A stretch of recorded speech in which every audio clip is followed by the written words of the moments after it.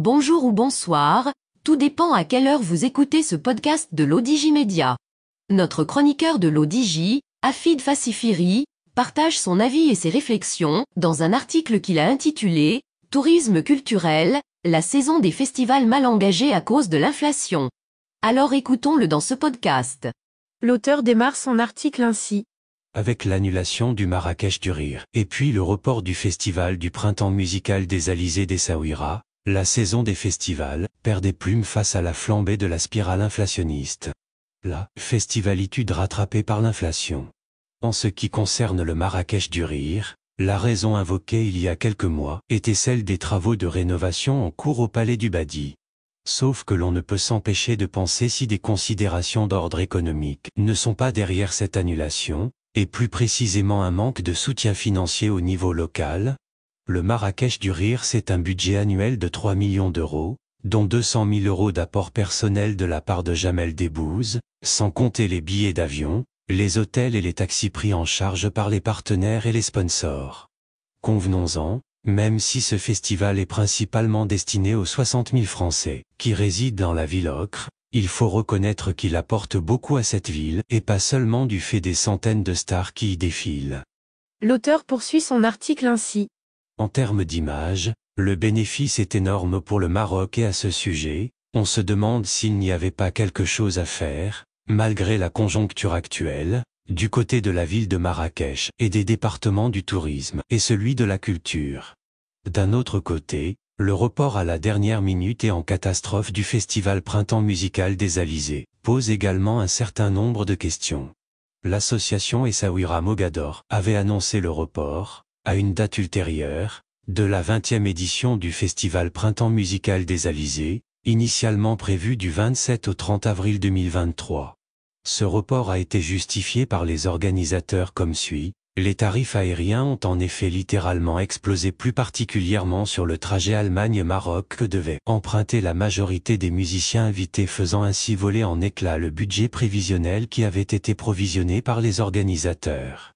Il a été énormément question ces derniers temps de dilapidation des deniers publics, et sans vouloir sauter du coq à l'âne, un jour ou l'autre il faudra regarder de très près comment sont distribuées les subventions destinées au festival sans vouloir faire de raccourcis avec des associations qui ne justifient même pas du statut d'utilité publique et qui reçoivent des enveloppes considérables au gré des affinités politiques ou pas avec certains responsables au gouvernement ou dans les mairies.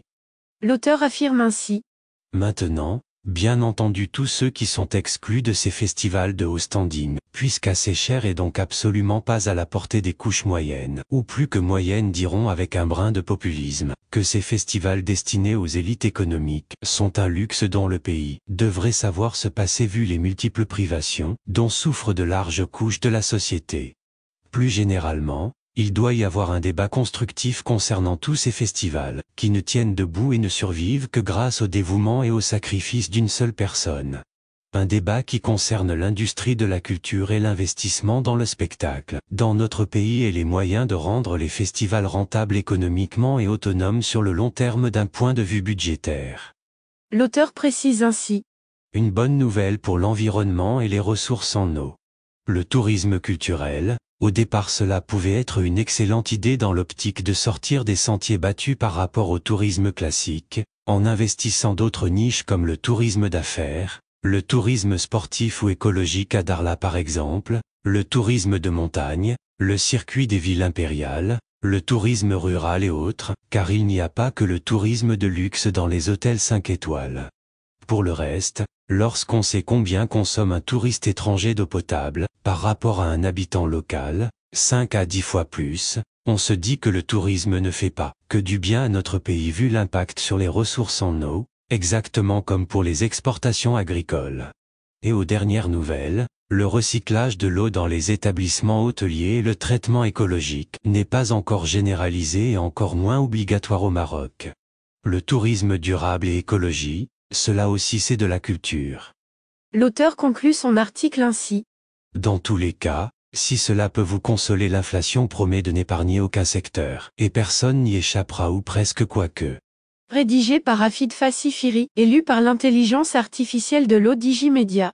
Merci d'avoir écouté ce podcast de l'ODJ Média. ce bouquet de supports numériques, portail, magazine mensuel connecté, web radio et web TV.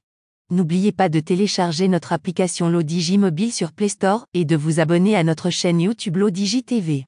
Vous pouvez, aussi, nous suivre sur nos réseaux sociaux, Instagram, Facebook, TikTok, LinkedIn et Twitter. Ou encore, vous inscrire sur notre newsletter quotidienne à partir du portail lodigi.ma. Alors, on se dit au prochain podcast de nos chroniqueurs de Lodigi. Et à très bientôt, si et seulement si vous le voulez bien.